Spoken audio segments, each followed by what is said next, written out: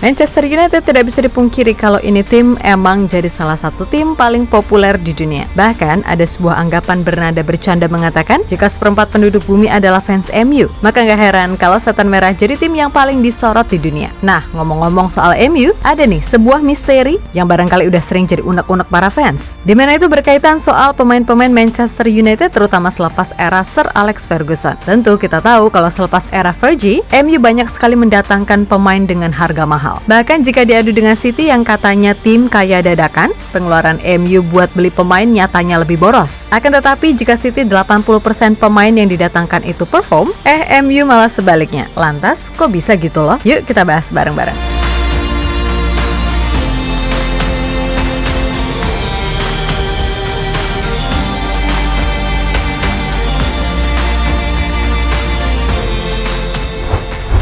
Dalam kurun waktu 1 dekade terakhir atau setelah era Sir Alex Ferguson berakhir, MU ini harus diakui mengalami penurunan luar biasa, baik secara permainan ataupun prestasi. Meskipun udah gonta-ganti pelatih, namun ya kita tahu kalau MU masih gitu-gitu aja. Jelas dalam hal ini membuat semua pihak yakin kalau masalah MU ini sebenarnya bukan pada siapa soal pelatihnya, melainkan pemainnya. Dan itu udah berulang kali terbukti.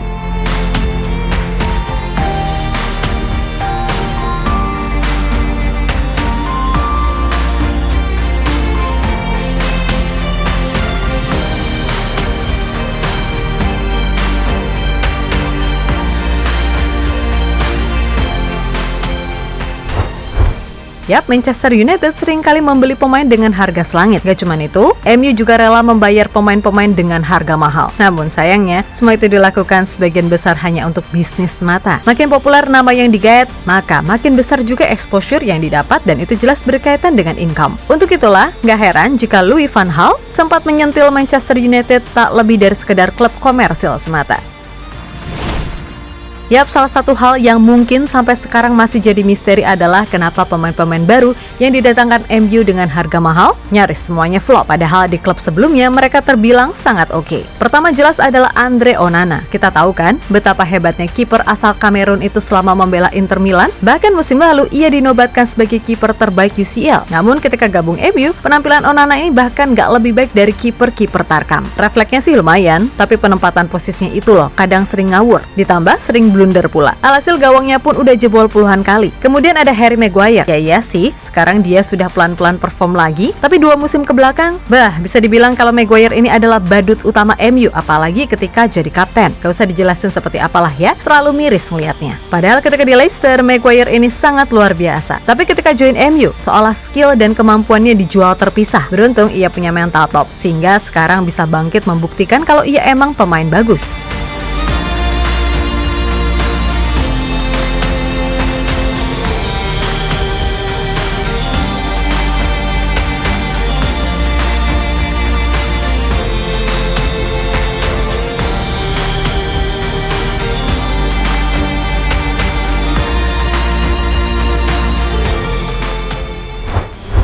Lebih lanjut ada nama mantan duo Madrid, Rafael Varane dan Casemiro. Kalau Varane sih emang menurun karena cedera, sedangkan Casemiro musim lalu padahal masih oke. Tapi musim ini ia benar-benar drop dan bahkan sekarang harus absen lama karena cedera. Lalu Anthony, Sancho, Mason Mount, Højlund, kita tahu di klub sebelumnya penampilan mereka cukup bagus loh. Tapi ketika di MU, Anthony ini lebih banyak muter-muternya. Lalu Sancho yang malah ribut sama Ten Hag gara-gara nggak perform, Mount yang malah cedera sebelum membuktikan apa-apa, dan Højlund yang suka nggak suka faktanya ia ditebus mahal, bukan cuma buat lari-lari doang. Ya emang dia minim supply, tapi harus diakui juga kalau penempatan posisi dan timingnya sering salah ataupun telat. Maka 14 penampilan 0 gol di EPL jelas bukan sebuah hal yang diharapkan bagi pemain yang digadang-gadang jadi pesaing Haaland, malah lebih kocak dari Abang Nunes. Kemudian di era sebelumnya ada Alexis Sanchez, Angel Di Maria, Memphis Depay, hingga Romelu Lukaku.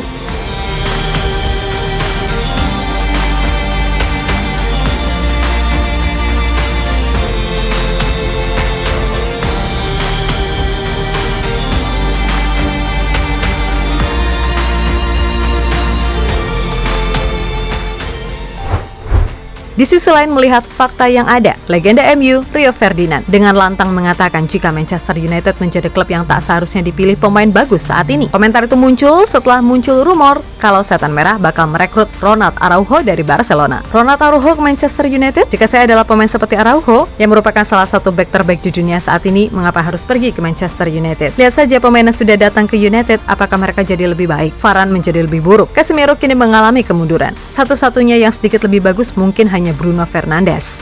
Ucap Ferdinand dikutip dari YouTube 5 Podcast. Lebih lanjut, Ferdinand juga menilai ada beberapa faktor yang menyebabkan penampilan para pemain Manchester United, khususnya yang baru dan mahal, selalu hampir jeblok. Salah satunya adalah persoalan non-teknis di luar lapangan. Ya emang benar sih kalau MU ini bak telenovela yang ibarat tiap hari ada aja dramanya. Gak pemiliknya, gak manajemennya, gak pelatihnya, gak pemainnya, sampai fansnya, semuanya begitu. Dan emang sih, buat jadi pemain MU harus punya mental baja, macam Ibrahimovic yang tampil bagus. Hanya karena dia kena cedera parah ditambah MU kedatangan Lukaku, maka Ibra memilih cabut ketimbang hanya pemanis cadangan. Pun begitu dengan Cristiano Ronaldo. Ia yang di musim pertamanya comeback, wah dihajar sana-sini dan dijadikan kambing hitam atas segala hasil buruk MU. Namun pada akhirnya, Ronaldo juga yang kerap jadi penyelamat MU lewat 24 golnya di musim 2021-2022.